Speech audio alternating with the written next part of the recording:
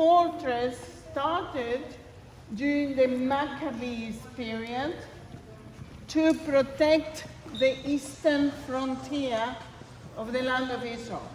Because you're so high up, you get an incredible view of the whole area. And when we are up there, you're going to be able to see it, okay?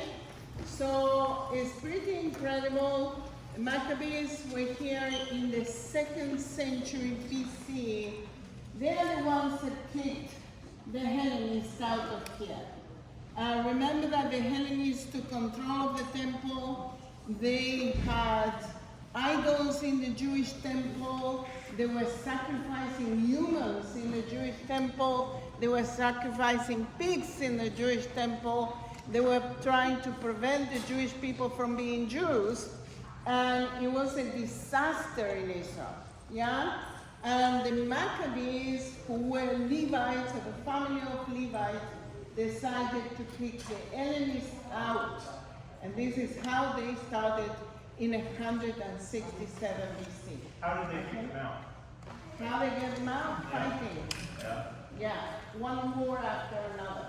And if you would like to read more about it, in the Jewish Apocrypha, you have 2 books of the Maccabees, okay? And you will get in details all the information that they did. And they are the ones, and isn't it funny that today is the day that we celebrate the Feast of Dedication. The Feast of Dedication is to do with the temple.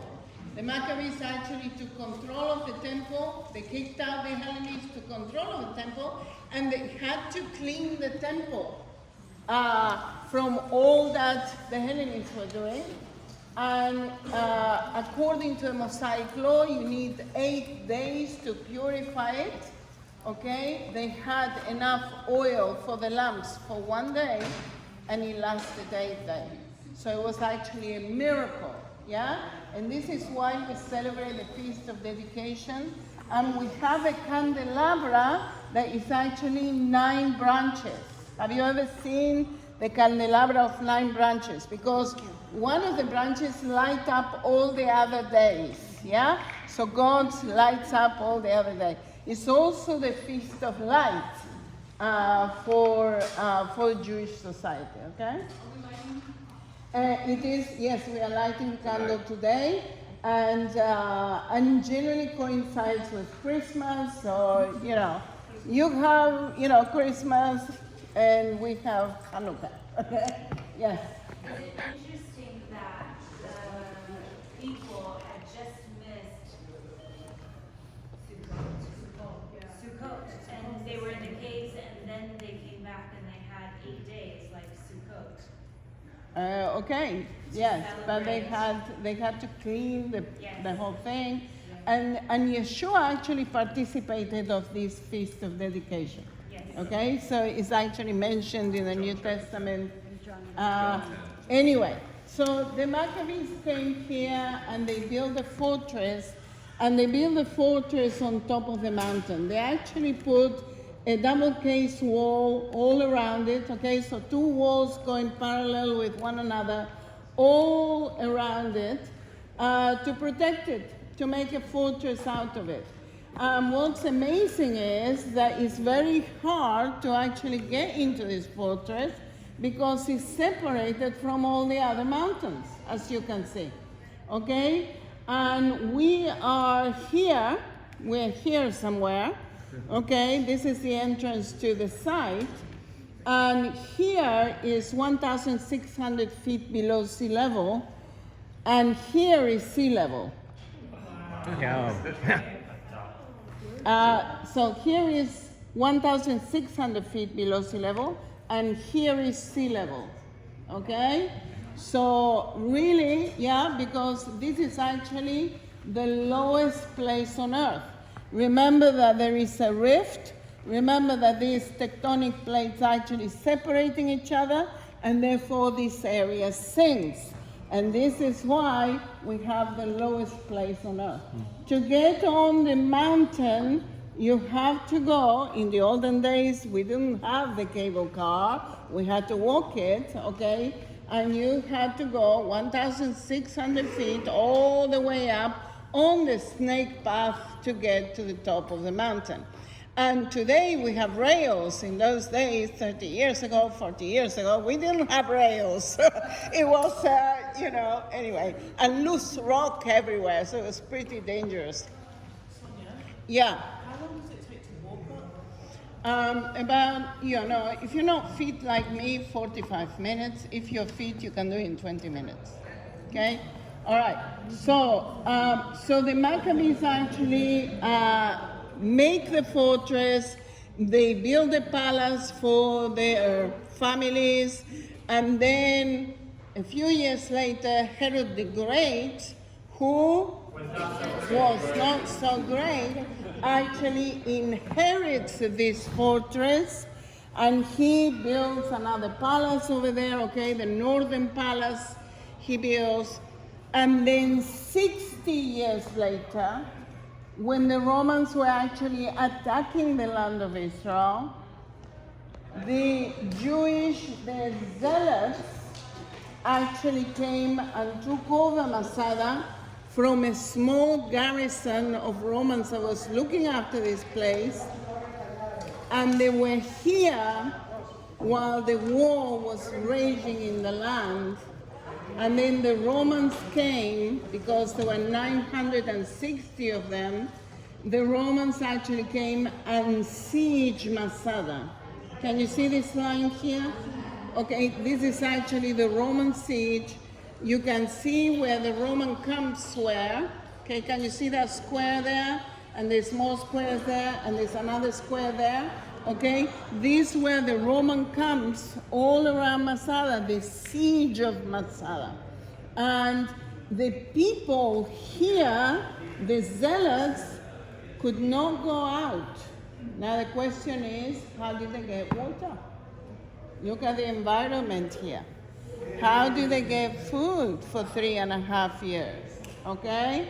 And we're going to see that in a minute. Now, what I'm going to explain up in the mountain as well is why did 960 zealots commit suicide instead of falling into the hands of the Romans? Okay? And this is what I call gruesome history.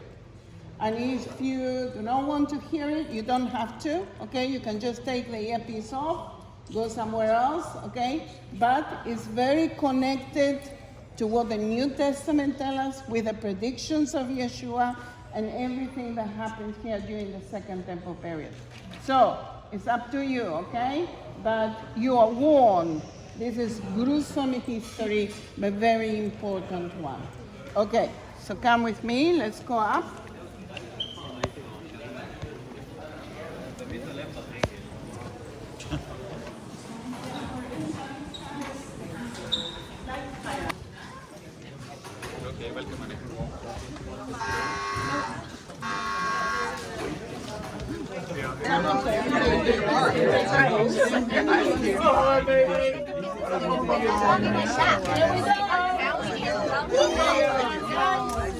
Look at the snake path. Look at the snake path. You can actually see it over there. That was the only entrance to Masada. ברוכים הבאים לגן הלאומי מצדה של רשות הטבע והגנים. Welcome to Masada National Park.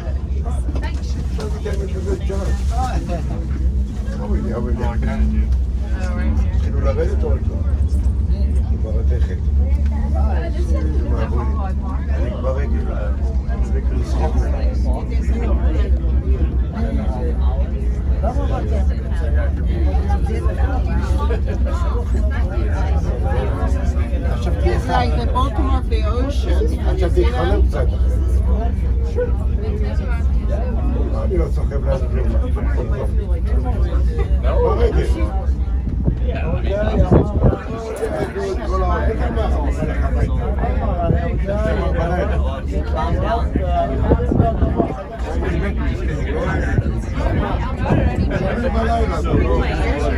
כל ראשון מבריז. Once upon a time, הוא אומר לו, this was בשביל under ה-60 אגורות, מה אכפת לי? תוציא אותי מהאכזבה. but the water is going down. But was it 33% salt then too? Well, it changes as the time progresses. The more evaporation, more salt stays down, right? I do. It's only 20 minutes. לא אומר,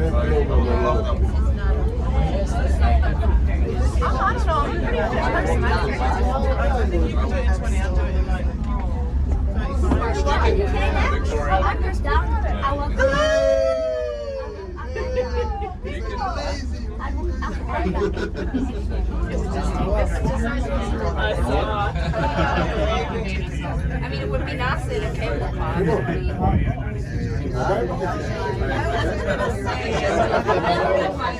כמו אילן גם 50.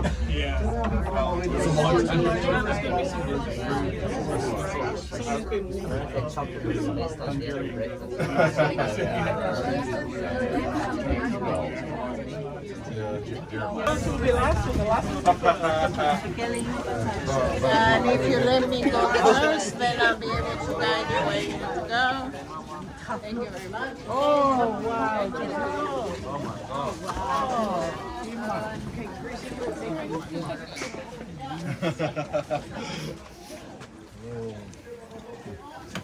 That is a view.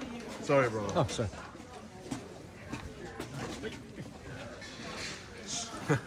I love that passion.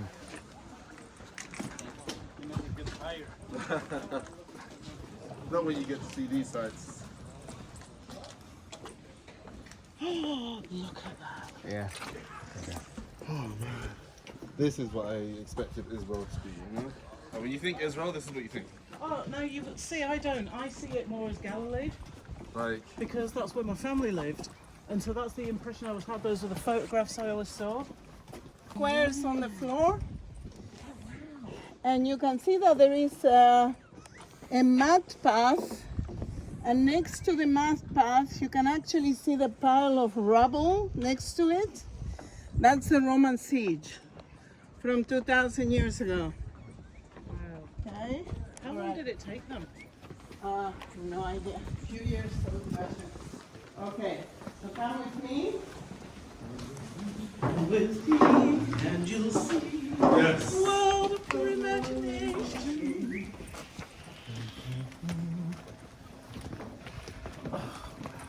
There's the chocolate factory. Ooh. Can I come and sit down a minute? Have a seat.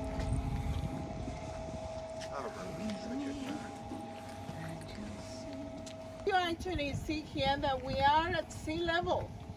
Can you see where the Dead Sea is? Okay, miles away. So you have a double case wall here all around it. You have the Maccabees Palace. Why is my light? Oy vey. Oy, oy, oy, oy. Okay. So you have here the Maccabees Palace, and then when Herod the Great, who? Not so great, actually came here, he decides to build himself another palace, which is called the Northern Palace. This Northern Palace is actually built on the side of the mountain, which is pretty impressive, okay? The Romans were doing things that, you know, even today is incredible. But there we are. Now, why did Herod the Great have to make himself another palace? Because he had 8 wives, who knows how many children, and you can imagine exactly, he was going nuts with all of them. So he decided to have one palace for his wives and all the children, and another palace for himself and all the dignitaries that came to visit him. Okay, so that's why. 60 years later, the zealots are here. Who can tell me who is a zealot? Who is a zealot? Okay, so one of the disciples of Yeshua was called Simon the Zealot.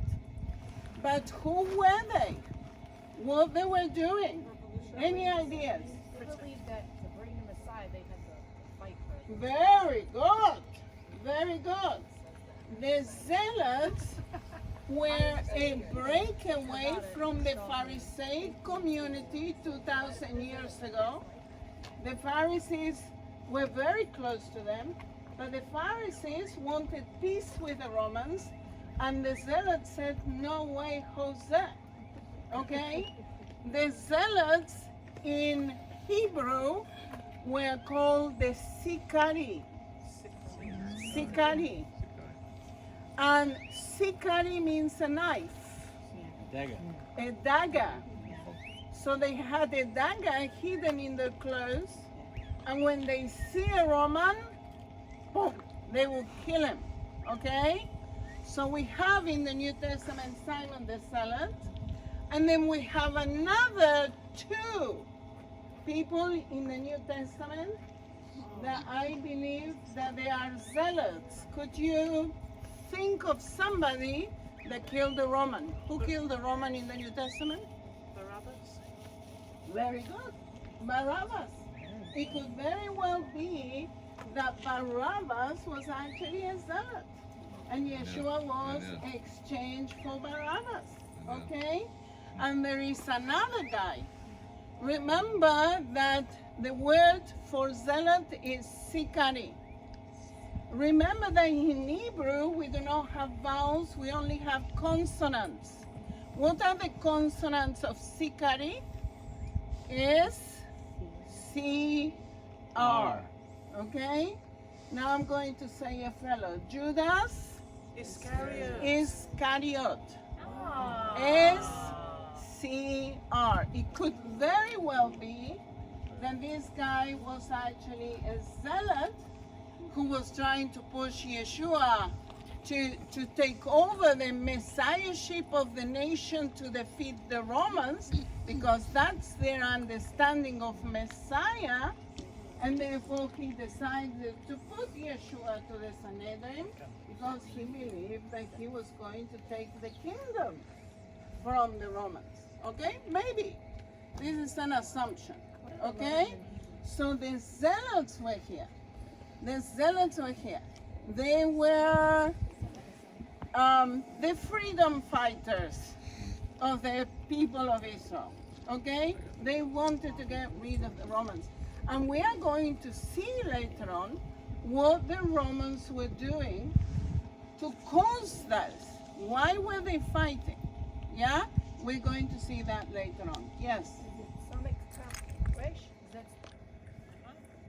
Samech Kafresh. Yeah. Shonya? Okay, yes. What did the other zealots think of Yeshua? What the other zealot? Okay, so we have Simon the Zealot, one of the disciples. Yeah. Remember that they believe that the Messiah is the anointed one that is going to deliver Israel from the occupation of another nation. In this case, from the Romans. So Simon the Zealot believed that Yeshua was going to do that job.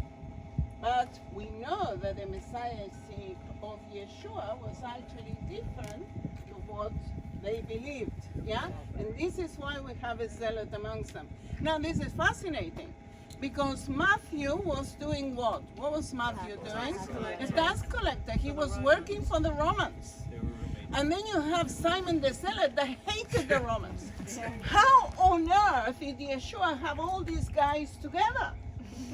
Because they will kill each other otherwise. A miracle, definitely. Okay, so come and follow me. Let's go to the palace of Herod the Great. You can follow if you want. And Shonya, time of the Maccabees. So he Okay? the feast of dedication was... Yes, yes. So at the beginning of the Maccabee period, you have the Judas Maccabees. Yeah, she was the first one. I was the actually took power. I was a baby, I don't remember. I'm not sure if you're been a fan of the Chosen show, but they depict the zealots Yeah. as a group of guys driven by this so-called fourth multitude. No Depicts the guys Any as thoughts what? about? As what? They sort of breathing. Yeah. The zealots by this. They only refer in the show as the fourth philosophy. I don't know what that is. False philosophy. No, fourth. Fourth philosophy. Fourth philosophy. Yeah. No idea what that is. Never heard of that. No?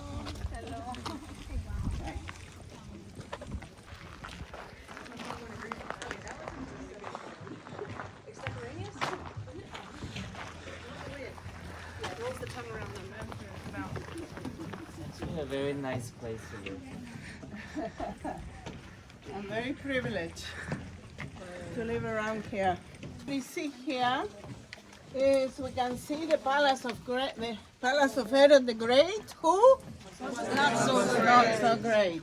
Okay, so you actually see the quarters of Herod the Great. This is where he actually slept. And then you have the other parts of the palaces that is hanging on the mountain.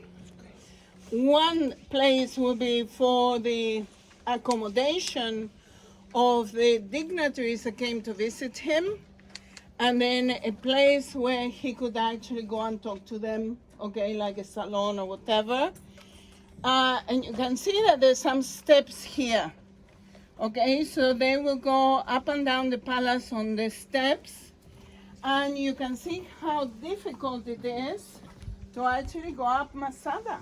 Yeah, only 2 people can go through.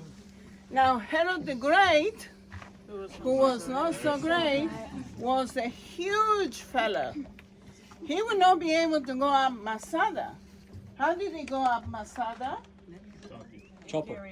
People were actually carrying him up. Oh no. You can imagine that the slaves of Herod would like to. Yeah. Herod the Great was a stature. Oh, rolling down the side. Shonya, did they carve that out of the mountain or did they build it on top of the mountain? So some of it is carved in. So they actually have a foundation on it. And we're going to go and see it. So you will see it yourself, okay? With great effort. Now Herod the Great had his own bathhouse. But the Roman soldiers that were here had their own bathhouse as well, okay? He would not be with the plebs, okay? So he had to be separated from everybody else. This is the Roman garrison that was actually protecting the palace. And look at this. These are elongated rooms. There are about 16 or 17 of them that are about, 14 meters long by 4 meters wide. Can anybody think what these elongated rooms might be? Okay, the barracks are here. Sleeping quarters? Okay, sleeping quarters of the Romans here. Okay, storage. Very good. Storage of food, supplies. And what's amazing is that the archaeologists here have found some of the supply that was in there 2,000 years ago. One of them will have wheat. The other one will have olive oil. The other one will have lentils. Like whole The other one will have, like whole food. Okay? The other one will have wine, but not any wine, French wine. French? Yes. And who collected all this was Herod the Great. You see, Herod the Great had an obsession because he knew he wasn't the rightful king of Israel. Remember that we talked about this the first day. He would go and murder anybody that had a better claim than he did. And another thing that he did, he built palaces in close proximity to one another, just in case one of them fell, then he come and live in the other one. So he collects food, he makes fortresses, he makes palaces, because he was terrified of dying. Okay? And definitely the people of Israel hated him with a vengeance. Yeah? If they could get their hands on him, he would definitely be dead. Yes. Sonia, can you just remind me about his claim to the throne? He wasn't Jewish. He was Jewish in inverted commas. During the Maccabees period, remember that the Maccabees are a reaction to the Hellenists. The Hellenists brought in idolatry into the country. The Maccabees wanted to Judaize the country. Okay? So one of the things that the Maccabees did, they go to Edomia, which is actually a pagan area, and force people to convert to Judaism. Wow. The parents of Herod the Great convert to Judaism, but they're really not. Okay? And Herod the Great actually is born to that. So he's Jewish, but in inverted commas. He was an idolatrous man. So he wasn't Jewish at all. Do you understand what I'm saying? Okay? So his father was called Antipater. He was an Idumean of origin. And his mother was called Kypros, who was actually a Nabatean princess. Okay? Some of the nomadic Arab tribes of the desert who were extremely rich. So Herod the Great actually was born into a very rich family. Antipater was an official in the government of the Romans, and it was Antipater that procured the kingship to Herod here in the land of Israel. Okay, that's how it comes about. Okay, but he knew that he wasn't really the rightful king of Israel. Okay, and he knew that Israel wanted to kill him. So he was obsessed, and he built palaces very close to one another. Okay, and this is one of them. Okay, so come with me, let's go and have a look.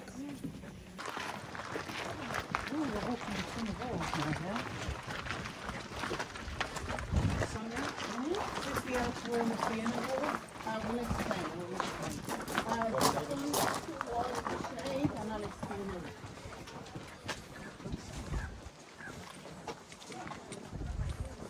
All right, go in the shade, everybody, please. In the wall, on the wall.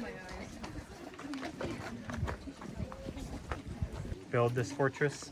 What was special about this place? Well, because it's separated from all the other mountains. Okay. Very difficult to get in, so they made a fortress out of it. Okay? So everybody next to the wall, see here, is one of the elongated rooms. Each one of them had a different produce. Look at the size of this. And there was a high roof. Please look at this building. Can you see there is a black mark on it over there? Yeah. Up to there is where the archaeologists found it. And then on top of that is being rebuilt for you to be able to see how high the roof was. So all this was covered once upon a time with a roof. And it's a very high roof. Can anybody tell me why would you have a high roof in these elongated rooms? Protect the food from the sun. Very good. So you protect the food, but what happens when you have a very high roof? What happens inside? It is actually cooler inside. Remember that 2,000 years ago there was no refrigeration. And therefore, if it's no refrigeration, you have to have a high roof to keep everything cool. Okay? Yes? So they had a quarry where they can actually dig in the mountain in here, and they actually could build it. Okay? All right, you can actually see the other elongated rooms that have not been helped, like this one, so that we could pass through. Okay, this is how the archaeologists found it. Okay, so come with me.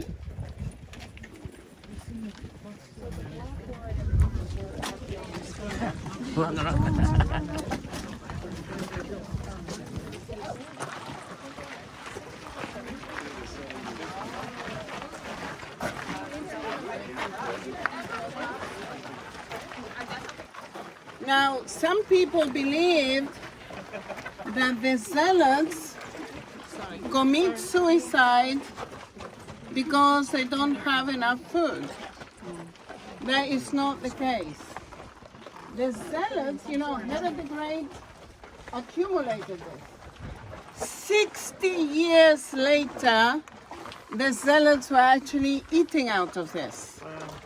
That shows you how amazing the preservation was to actually be able to eat from it. So they ate from it, and after 3.5 years of being sieged by the Romans, half of this still full.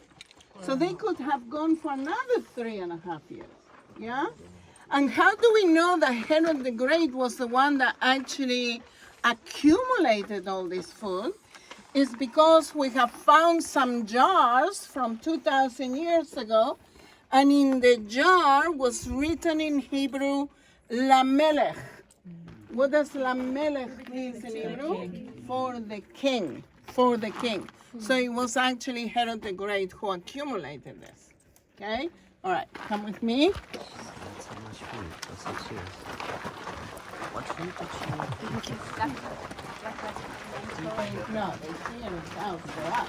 Okay. So we can go through it. It's all a mess. You can imagine. I do drugs? Why? I did many drugs.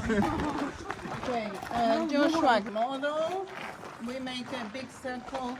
You need to let everybody come in. So come closer to me. So you let everybody in. This is actually the bathhouse, the Roman bathhouse that they built here. Wherever the Romans went, they had to have their own culture, okay?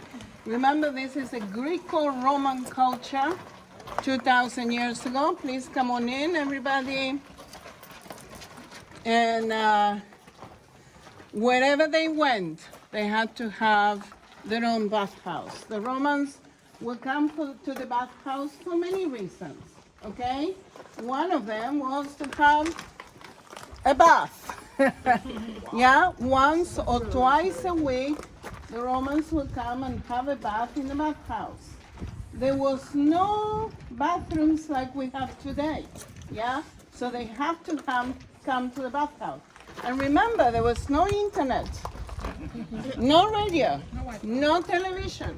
How on earth are you going to hear what the Romans are saying? How on earth are you going to hear what the emperor is saying? Yeah? You have to have a good gossip about it. Okay? And you have to come to the bathhouse to actually do that. All right? They would do play fighting. There was a gym here. And isn't it fascinating that when we go to the gym today, we have a sauna as well? Yeah? This is actually coming from the Roman period. Okay? All right. So what you can actually see here, we are in the atrium. What is the atrium? It's the place before the bathhouse, okay? They will come here, they will have swimming pools, cool swimming pools. You're going to see it in a minute. They will do play fighting. They will have sometimes lectures even given from some people. And the women come to the bathhouse not only to do all that, but also to give birth. Wow. Did you know that? The Romans actually used the bathhouses to give birth. Anyway, so this is the atrium, and then you have a section that is called the frigidarium. What do you think the frigidarium means? Ooh, okay, fridge. The word fridge comes from it, which is actually the cold place, okay? And then you have another area that is called the caldarium. What do you think caldarium? Calor. Caldo. Ooh. Cauldron. Hot, but very hot. Okay, boiling hot. Now, this place is actually very hot anyway. Why would they need a sauna? I don't know. But there we are. Tradition. Can I ask Shonya? Yes. Where were the mikvahs for the Jewish people? Very good. There's one here. There's others that they made. So When the Zealots were here, of course, Jewish people, they have to have mikvah, and they use part of this for mikvah. You're going to see one inside. Okay, they constructed their own mikvah inside of the ceremonial. With the Zealots were here. Yeah? That place over there. That's a mikvah. Okay, so I need you close to one another here like sardines. Okay? We can actually do two layers kind of thing.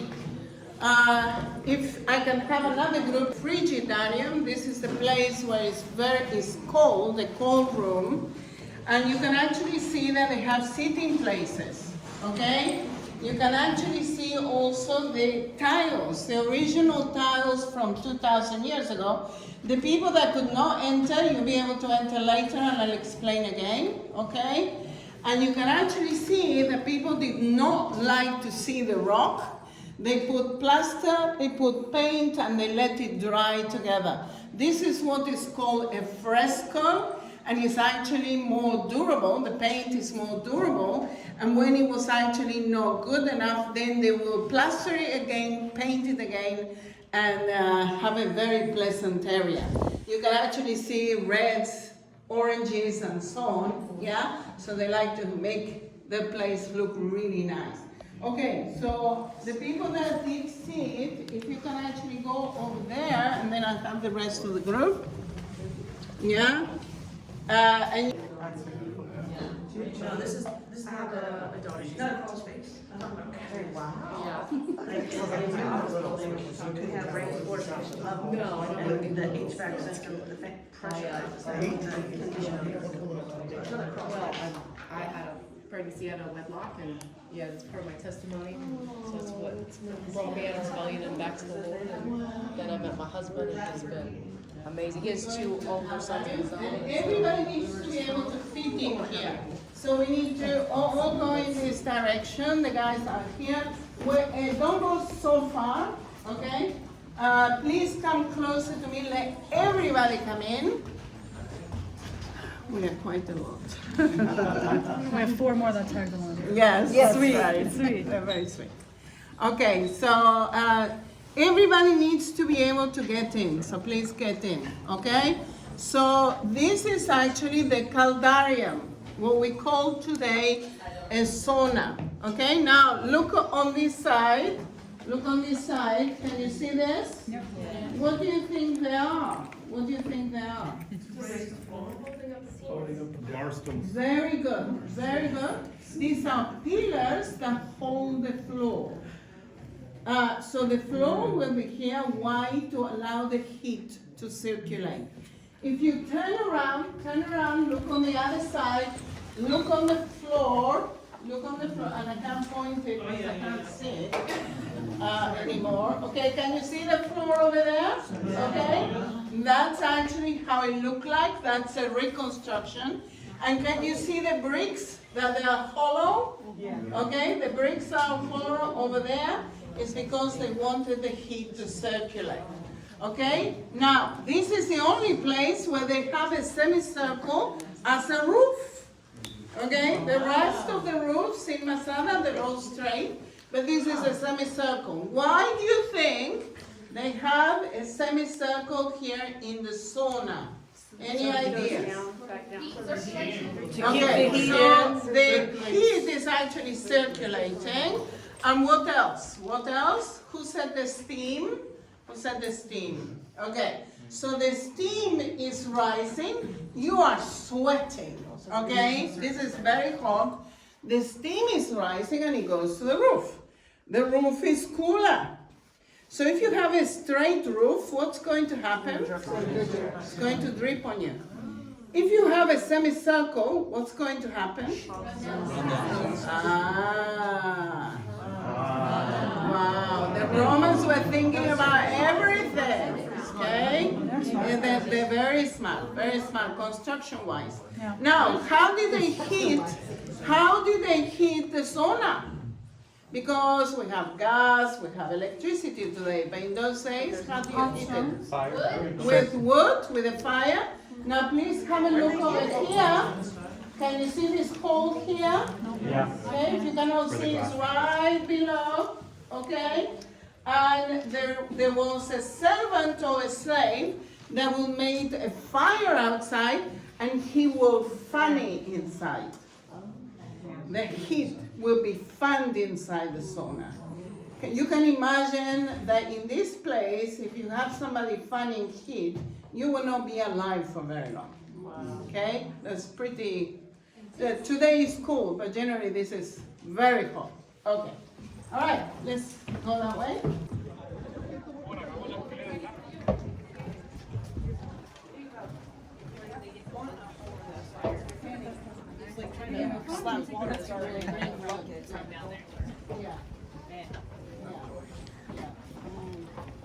I just saw a vision of me literally face planting in Syria. You guys ever got that? Hey Sonia, there's a same symbol at the Magdala Hotel. Yeah, I don't know why they have that here, but that's interesting. Is Yeah. it really? Yes, it is. Okay, so I need you, can you do me a favor?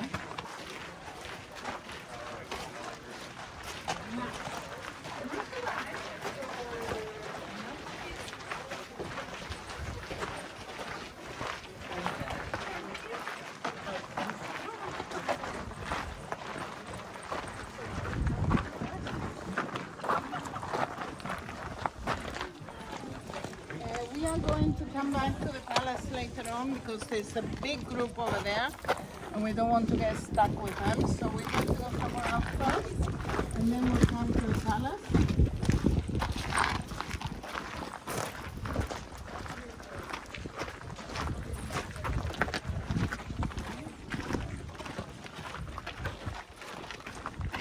Sit down, everybody.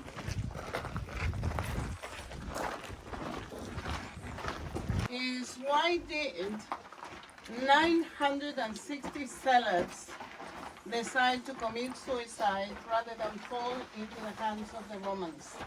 Now this is what I call gruesome history.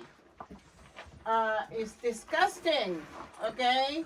So if you don't want to hear it, you just take the earpiece out and you go somewhere else or whatever. It's up to you. I know that there is underage. So where is your daddy? Here. Okay, you give him permission to stay here? He loves history. Okay. That is horrible history. That's what we call horrible history. Okay. So this is very connected to the New Testament. If you would like to write it, tape it, whatever you like to do, you can do so. Remember that Yeshua said in Matthew 24, when you see the armies run, when you see the armies surrounding Jerusalem, get out. Yeah? Yeshua actually predicted the destruction of Jerusalem. He knew what was going to happen, and he told the believers in Yeshua that they needed to get out of Jerusalem if there was trouble. Okay? And what happened?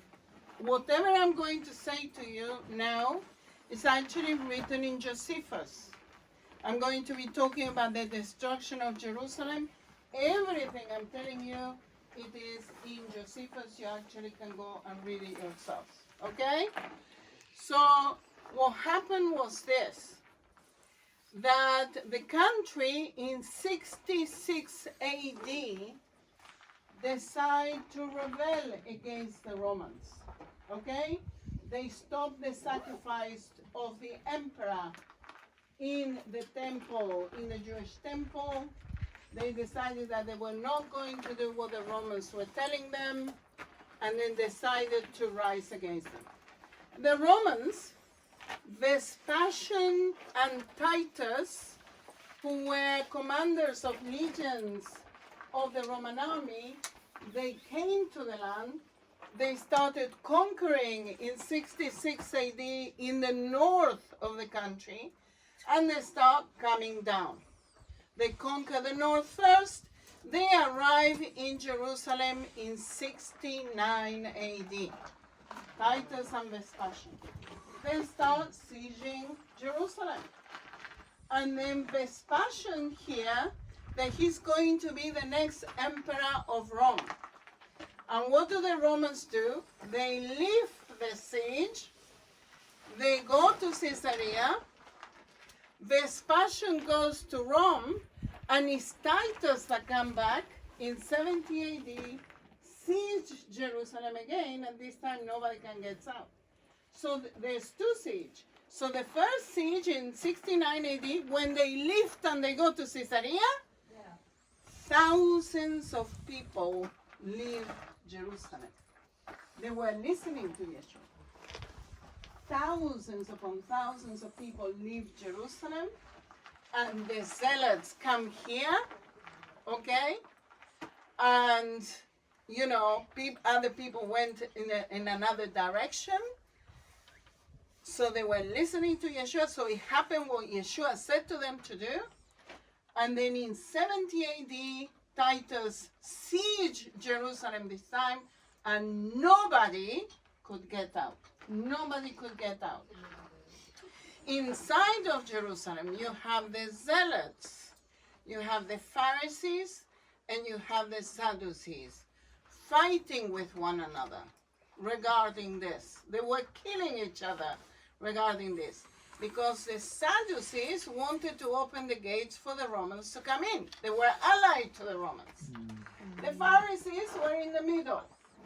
And then the Zealots said, no way, Jose, we are going to keep the gates of Jerusalem closed, and we were not going to allow the Romans to come in. Okay? So they were killing each other within Jerusalem. The city was sieged by the Romans all around. The common people of Jerusalem tried to get out of Jerusalem, and as soon as they get out of Jerusalem, they meet what? They go over the walls of the old city of Jerusalem, and they meet what? The Romans. What do you think the Romans would do to them? Kill them. Crucify them, in fact. Crucifixion was actually a form of torture. You can be hanging there for 3 days, okay, until you're dead. Now, a little bit on the side. If you get crucified like this, you actually see the images of Yeshua everywhere, and you see that he's crucified like this. If you are crucified like this, the nails will actually go through your hand, because they will not be able to hold your body, and you will fall off it.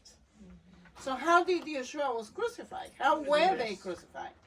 They had the whole arm around the wood, and then they will be crucified like this. Yeah?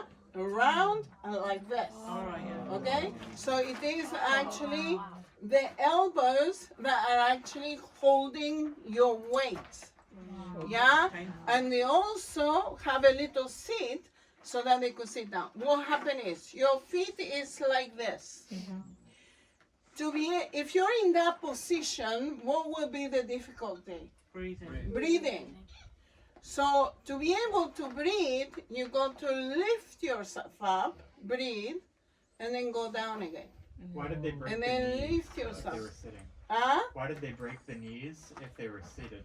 Okay, so because the festival started, okay, and they said, we got to get rid of these people before the festival starts, and they cut the feet so that they could not lift themselves to breathe anymore. But you said they were the seat. A tiny little one. Okay. So you can put your bum in there, okay? But not really serious one, okay? So you will be up and down, okay? And they were amazed that Yeshua was dead already. They were amazed. Why? Because he wasn't allowed to have any broken bones. Because Yeshua was there, he knew that it was finished. Remember that he said it's finished. And then he let go. He didn't lift himself up again. Okay? That was it. Yeah? So anyway, you can actually be in that situation for 3 days. What will happen to all your ligaments if you are in that position? It will actually all come out. So this is why It is actually a form of torture, okay? So thousands of them, thousands of Jewish people were crucified by the Romans, not just Yeshua, because that was the way that they punish people, okay? So that's one thing that they were doing.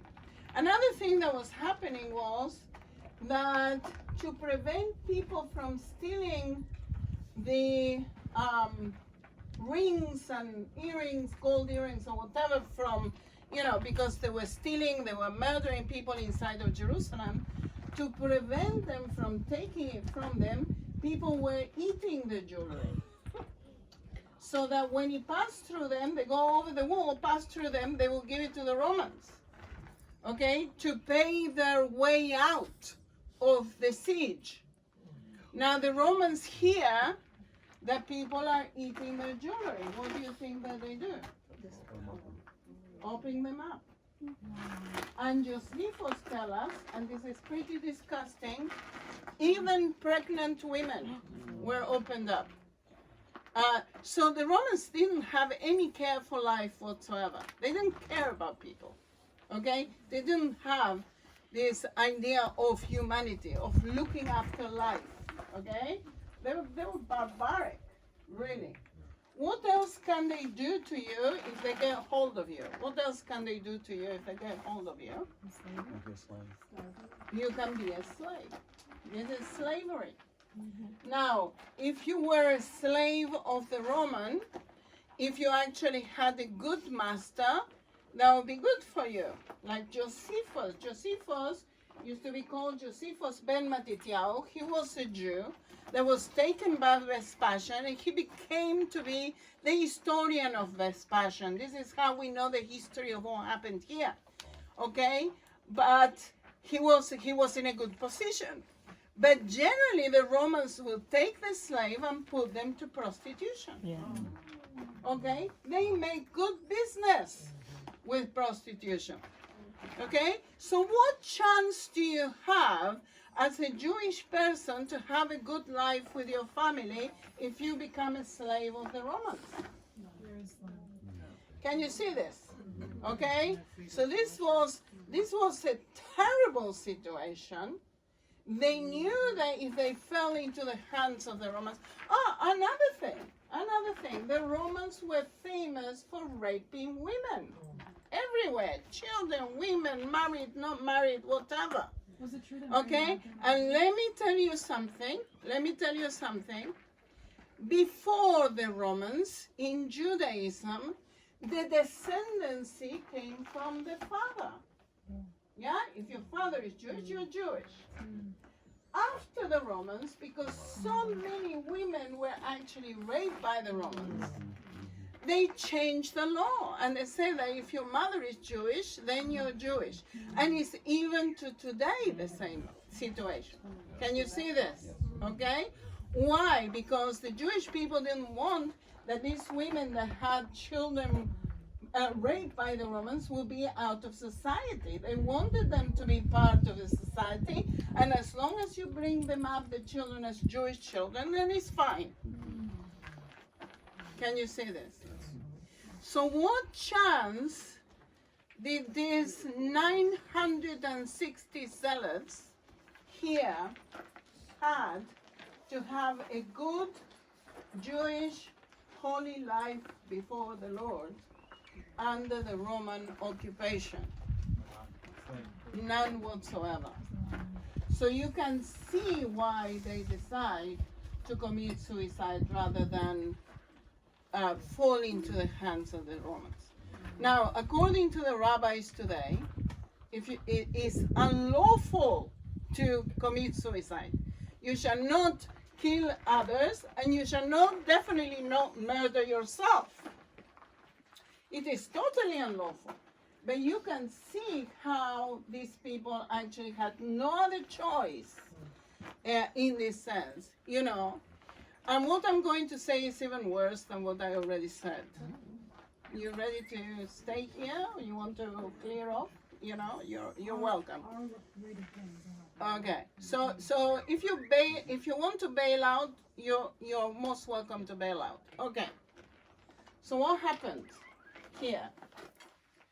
They gathered in family, they decide to commit suicide.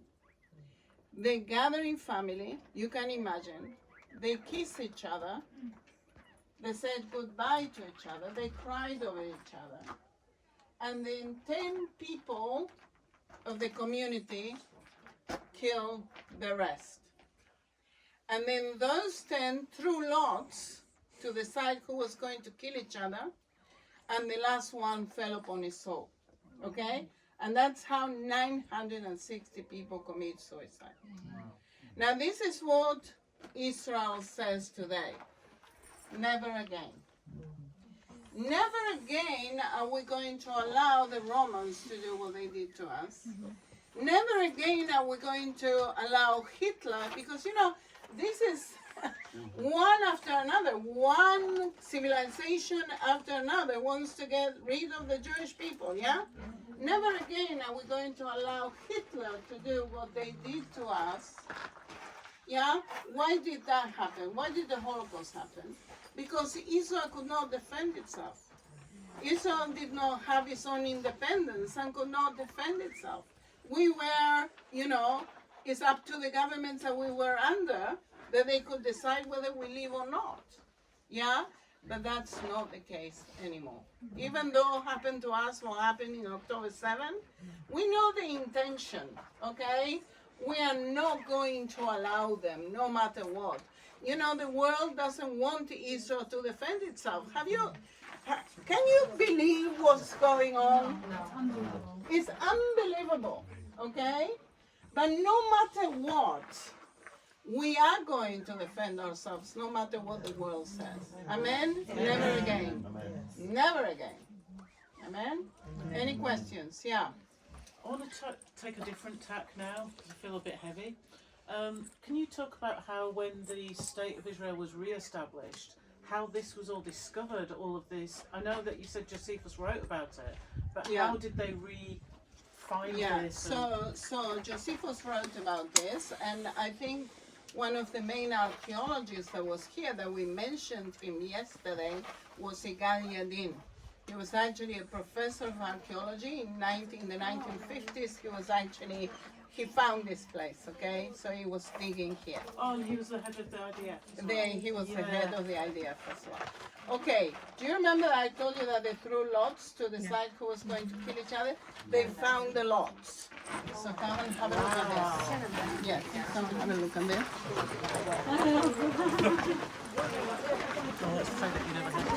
Can I finish them here? You can take a picture if you want. Two lots to decide who's going to kill who, and they found them. Okay, so you can actually see them here. Shonya? And if you're taking a picture, come and follow me. Yes, please. Why didn't they just leave? Like, why did they kill themselves instead of going?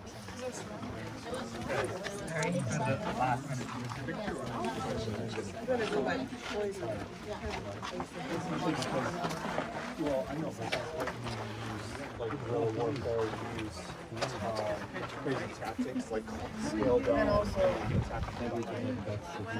I mean, the Americans one woman and two girls were actually run away from it. They didn't want to get murdered. The Romans found them, okay, and they got the history of what happened to some men. So 900. So there's like thousands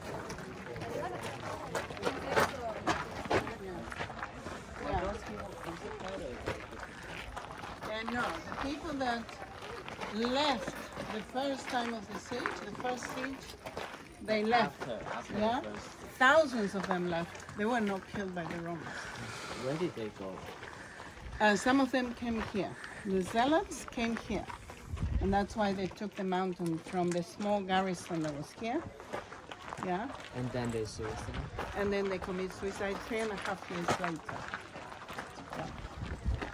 Okay, so come everybody, come and have a look. If you don't have problems with heights, you can come and have a look here. Goes alongside the mud path below. Can you see that? That's the Roman siege. and is preserved for 2,000 years, which is pretty amazing. Okay. Some people are afraid of heights, but nevertheless, it's pretty incredible. Okay, so come and follow me, everybody. Yeah, thank you, Mama. What did they say, Imas? Mama is Mama. Yeah, but Imas? Ima. Ima, no? With an S at the end. Ima. This is something was more endearing. You know? Like meaning. Imale. Oh, I've got a name. Oh my God. What means? Jaden. Beautiful Ima. Ay, besado de amor. Masada the Great. We are on the top. We're here. We are in the quarters of Herod the Great. Okay?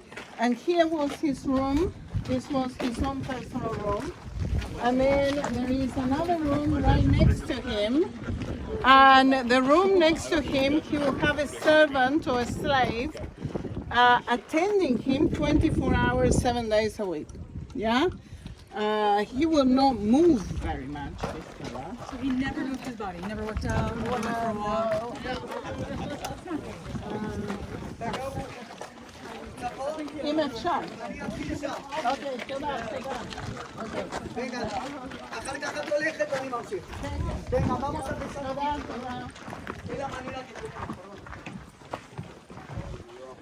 The other bits of the palace right down below. What is left of the palace is right down below. You can see that there are several levels. On the left, you see the square. It's actually what is, can you see the square on the left on the mountain? Yeah. That's where the main Roman camp was. That was the camp of Silva, the guy that actually sieged the whole of Masada, and he was the one that eventually conquered it. Now look at this. Why did Herod the Great decide to build a palace here? Can you feel the wind coming in? Yeah? So the wind actually comes from the north and comes right in here. So to keep his palace cool, he built it in the north of Masada, as you can see.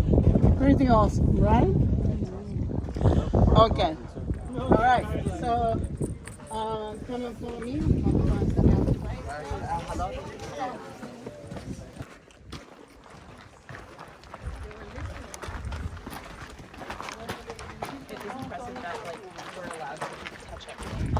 Yeah. Well, I mean, it's like stone, you know? It's So like it's if not it's gonna... still here, I guess. What does that mean? It's not like stalagmites and stalactites shouldn't be like. It's not fragile, it's not strong. Yeah. Can't wait to meet you.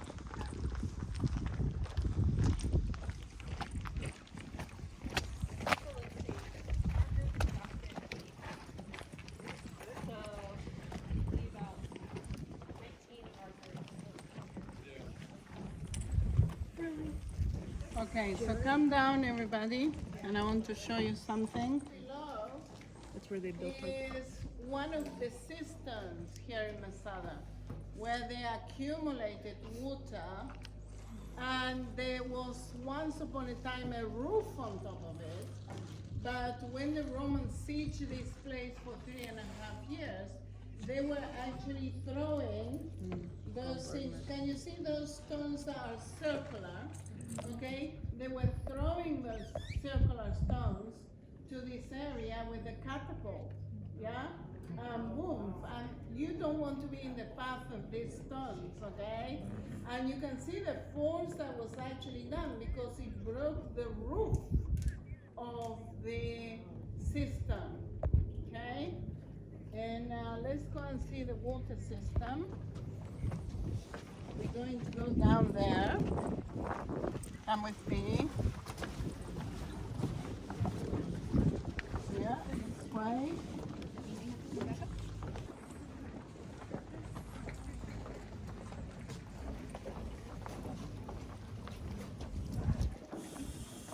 So look around, please. Tell me if you see any vegetation. Can you see any vegetation? Very little. Here in the Judean desert, what's the problem with the ground? It is impermeable. Do you remember we said that it's the lowest soil? Yeah. Okay, so when it rains, which it rains once a year, maybe 20 milliliters of water, maybe 30 milliliters of water, which is almost nothing, yeah? And when it rains, it cannot go in because this kind of soil is impermeable, yeah? It actually receives a little bit of water, it swells up and it locks, doesn't let the water go in. So if the water doesn't go in, what happens with the water? It runs off, okay? So what do the people in Masada, look, they were 3.5 years here, and it's incredible that 960 people had water, plenty of water. How is that possible, okay? So when it rains, they go into the ravines, okay, the water runs off as long as you can actually guide it in channels into the mountain. Can you see those holes there? Mm-hmm. Those are the cisterns. You actually have cisterns on one side of the mountain and you have cisterns on the other side of the mountain. So this water gets accumulated, and as long as it rains once a year, you actually have enough water to last you for the whole year or more, okay? Now the Romans hated that because the Romans had to go to En-Gedi. Now if you turn around, look on the far, it's misty so you cannot see. But can you see there is a dark line over there? Yeah. It is actually green, but you cannot see it's green, okay? And that's where there is a spring. So they had to go 20 kilometers to actually get the water, yeah, and bring it here. While the Jews here on top of the mountain, they had plenty of water, okay? So you can imagine how pissed the Romans were about these Jews that had so much water.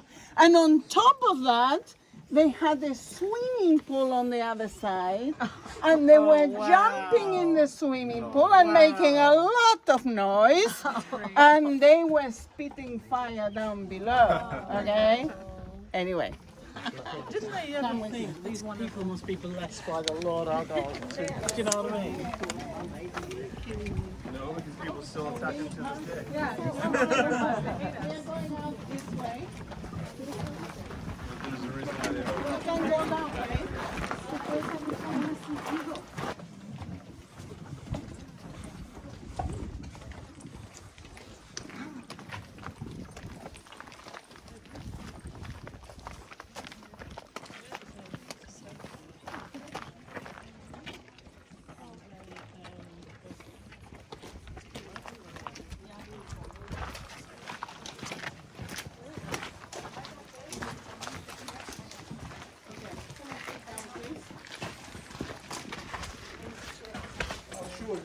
Was a Jewish in inverted commas, and some of his wives were Jewish. So whenever he had the palace, he would have to have a synagogue as well. He did it for his women. Yeah, so the synagogue, remember, it was the gathering place, yeah? Yeah. Beit HaKnesset, remember that? Yeah. What does Beit HaKnesset means? The house of the congregation, okay? So the Zealots definitely were using this synagogue, and incredibly, which is, I cannot emphasize more that they found here a bit of scripture. Yay. And let me tell you what they found here, Isaiah 37. Whoa, come on now. Why Isaiah 37? Who can tell me what's Isaiah 37? Is the what? Isaiah 37? Ezekiel, sorry. Oh, I need more coffee. More coffee coming. Ezekiel 37. Who can tell me what Ezekiel 37 is all about? The valley of the dry bones. They believed in the resurrection. They believe in the resurrection. They believe that if they kept themselves holy unto the Lord, they will be resurrected. The Zealots believe that? The Zealots believe that, and that's actually part of Pharisaic belief. So, so Jews believe that? Of the resurrection? Today, Jewish people, there's some Jewish people in the ultra-Orthodox community that believes in the reincarnation, which is Eastern religion, nothing to do with the Bible. In Hebrew, it's called Gilgul Nefashot, which is, so that's not biblical? It's not biblical. What it is biblical is resurrection. Okay? All right. So now that you're all sitting there, beautifully sitting, we have to go somewhere else. Can we do Ima, Shonya, please can we do a photograph of us all together? Do you want to? Yeah, please. Yeah. I hope you all don't mind that. All together.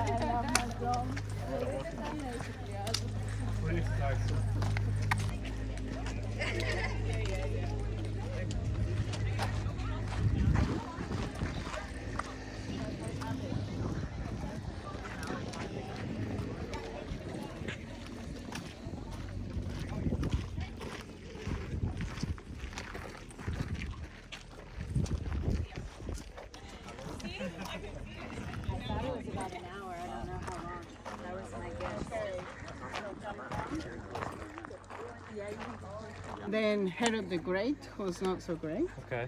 And then 60 years later, the Zealots came here, 69 AD. But why did the other people leave? Which other people? Herod. The what? Herod. Herod died 60 years before. Okay. Then naturally. And did the Romans leave then after that? The Romans took over this place. Okay. There was a small Roman garrison here in 69 AD. The Zealots came and conquered the place. Yeah?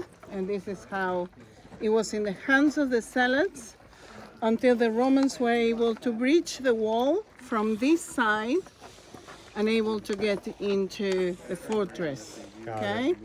Okay, guys, I need you, everybody here, please. Yalla, yalla. The Zealots actually waited until the last minute to commit suicide.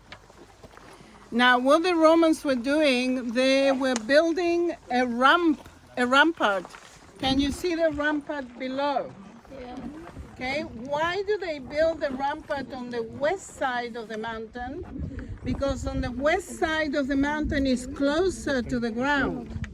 Here is 800 feet below sea level. On the other side is 1,600 feet below sea level. Okay, do you understand what I'm saying? Big difference. So the Romans used the Jewish slaves to build the rampart to be able to get to the mountain because they couldn't do it on the snake path. The snake path was too small for the Roman army to be able to conquer it. Yeah, one legion is 16,000 soldiers. Plus all the equipment that they carry with them.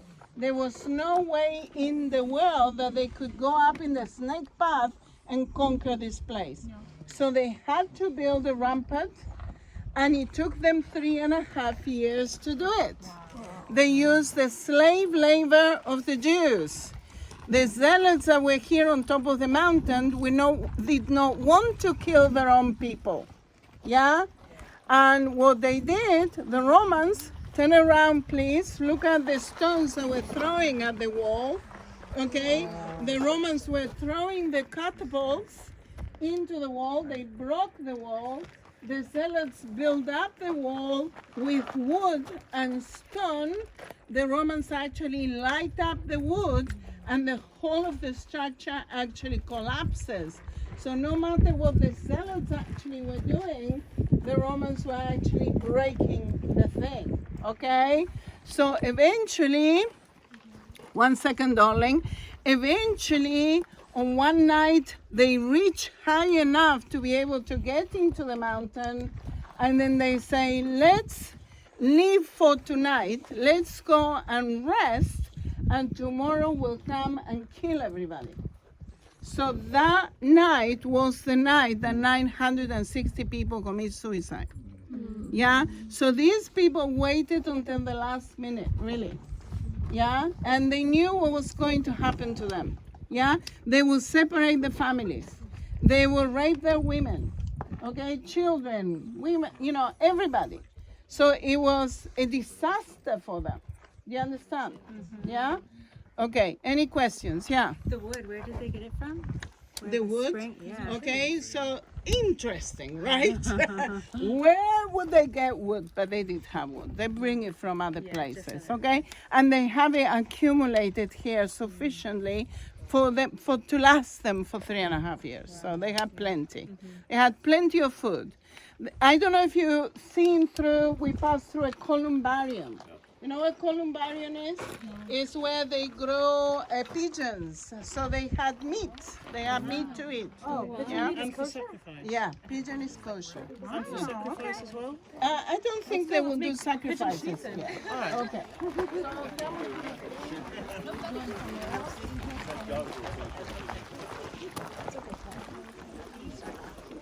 So the things that you described that the Romans were doing to the Jewish people, yes, it's the same spiritual evil as Hamas.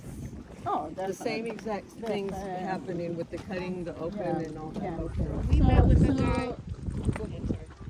So Islamic Jihad is looking backwards. It's looking at the time when Islam was so strong that was conquering the world.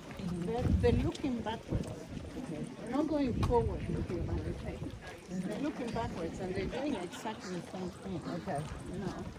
The Mongols did the same thing. The Romans did the same thing. They do the same thing. We met with a man he was on one of the kibbutz. He was doing private security when October 7th happened. And I've been thinking about his story today because it really stuck with me as we talked about all this, because he told my husband all about the experience that when he said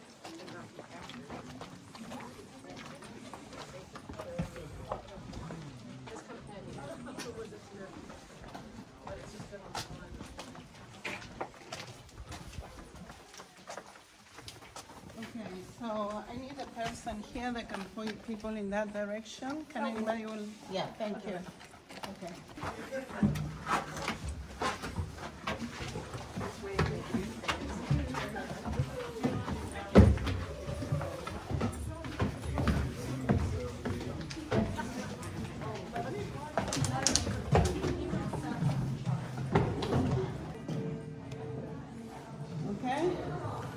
oh, that's beautiful. Make you walk today. We'll sleep good tonight. That the Maccabees built, that then passed to be the palace where the wives of Herod the Great will be with all the children. And you can actually see the floor that's been excavated and, you know, in perfect condition, really. Pretty amazing. And then the zealots actually make a mikveh here. Can you see that? And then they have another mikveh over there. This is a built-in mikveh, and just shows you the Jewish life of some of the women of Herod the Great that were Jewish. and they have to have all their, part of the work they have in society. You can see the other rooms with the mosaics. Look how beautiful the mosaics are. Okay, and look at the mosaic here. You can actually see that the stones are smaller. The stones are smaller. The different colors are smaller. And the smaller the stone, the greater the resolution of the picture. Yeah? So you can actually see, yeah? Oh it's my exactly the same as if you have in a computer photograph. The smaller the pixel, the better the resolution. Okay? So you have exactly the same idea, but in the mosaic down there. Okay? All right. Who invented the mosaic? The mosaic started in the Greek period, but they did very simple things. The Romans actually made it better, like a lot better. You can see the result of it. Pretty awesome. The Jews doesn't have anything like that. Well, it was the Jewish people that took it over as well. They loved it.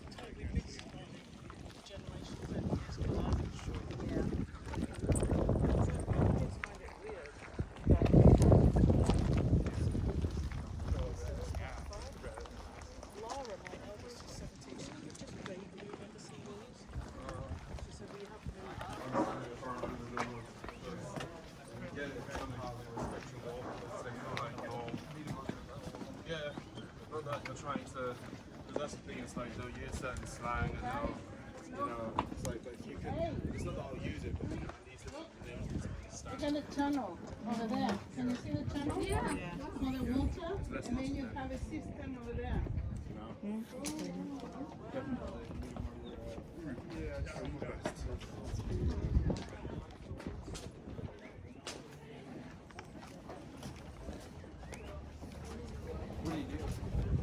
So I do a bit of tutoring. I used to work with a teaching assistant. But now, yeah, definitely. And I, at the church that I serve at, I also serve in the kids ministry, the youth ministry as well. So it's really